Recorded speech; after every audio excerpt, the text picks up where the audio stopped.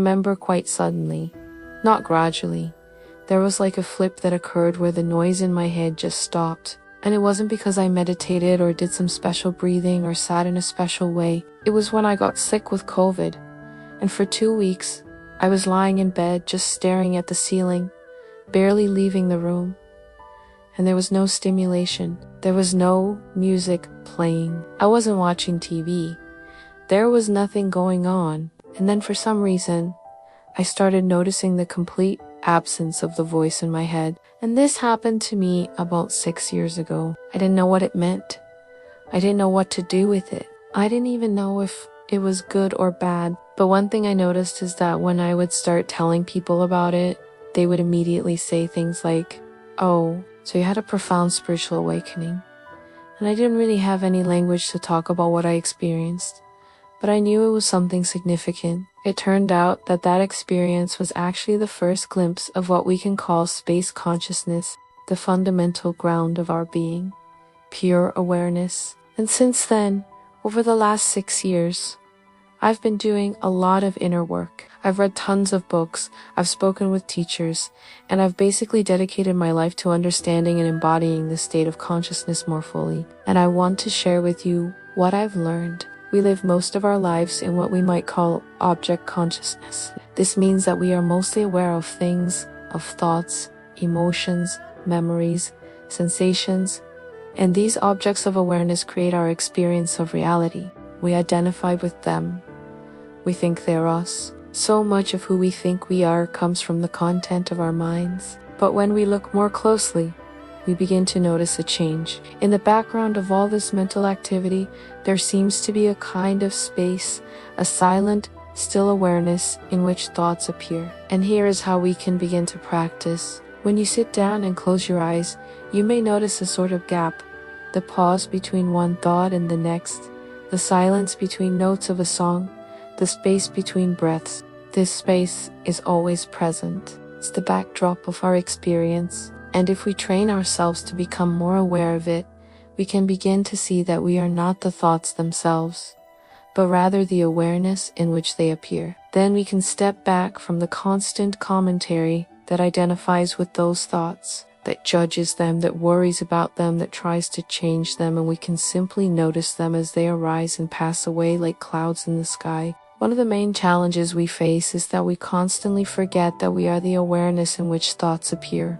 We get lost in the mental chatter. We identify with it and take it to be the most important thing. Even when we meditate or practice mindfulness, we often try to focus our attention on our breath or on body scan. And if we notice that we're distracted by thoughts, we get frustrated and try to push the thoughts away. And this just reinforces the idea that we are separate from our awareness and that our awareness depends on the thoughts. But the truth is that the opposite is true. Our awareness is fundamental.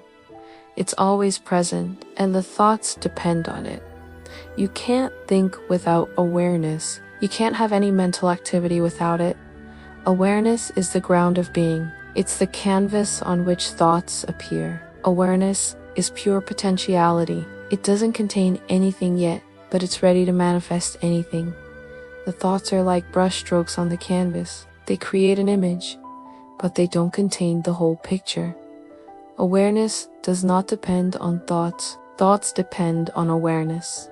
So the first realization is that we are not the endless stream of thoughts and emotions, but the underlying awareness in which they appear. Now, once we begin to distinguish ourselves from our thoughts, we also realize that we are not our emotions, our memories, our senses, or our future projections. We are not the things we think, say, and do, although these things certainly are part of our experience. And the second realization is that we are not the I that observes all these things. The idea that we are separate from our thoughts and emotions leads to a lot of confusion. We start thinking that there are two parts to ourselves, our awareness and our mental activity, and we start asking questions like, what is the purpose of my awareness?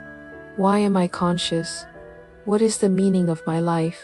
And we can spend decades looking for answers to these questions, but the only thing we find is more confusion. This quest for meaning is what I like to call the endless search. It's the human tendency to believe that we are incomplete, that we are lacking something, And to think that we will find this missing piece in some future circumstance, some future object of awareness, some future state of mind. So we chase after promotions, relationships, possessions, even spiritual practices, believing that they will fill the void within us. But we never find that lasting sense of fulfillment. Why?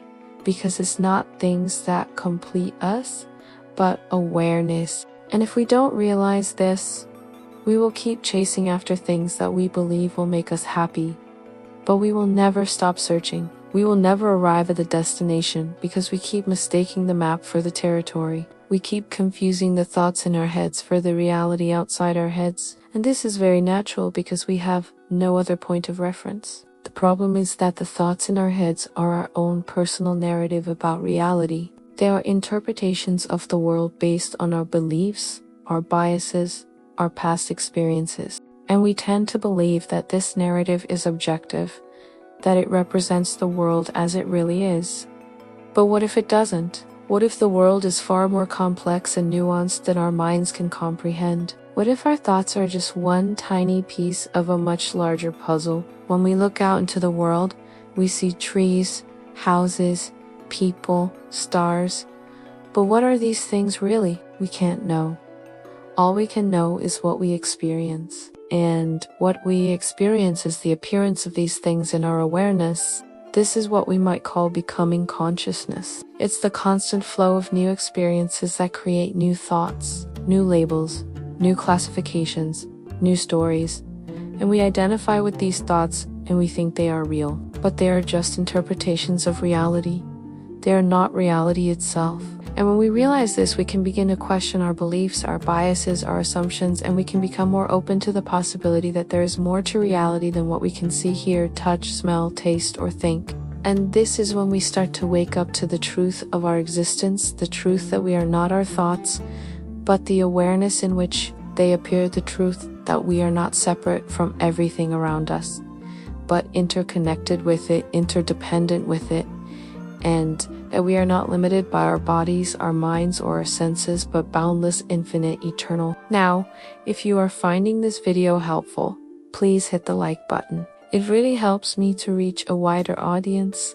I'm making these videos because I want to help others understand and embody this state of consciousness. Here is another metaphor that has helped me to understand my true nature. We are like the ocean and the waves. The waves are the thoughts and emotions. They come and go, they crash and break, but they don't last forever. The ocean is our true nature, our awareness, our identity. It is always there, deeper and vaster than the waves. The waves depend on the ocean, but the ocean is not dependent on the waves. We identify with the waves. We think we are the waves, and we suffer because the waves are always changing. They are never the same wave twice. But when we realize that we are not the waves, that we are the ocean, we are stable, we are calm, we are peaceful, the waves still come and go, but we are not affected by them. We are not tossed about by them. We are not swept away by them. We are rooted in the stillness of our being. So the third realization is that we are not the waves, but the ocean. If you would like to explore this topic further, I recommend that you check out the work of neuroscientist Andrew Huberman and spiritual teacher Ramesh S. Balsekar. Thank you for watching, and see you in the next video.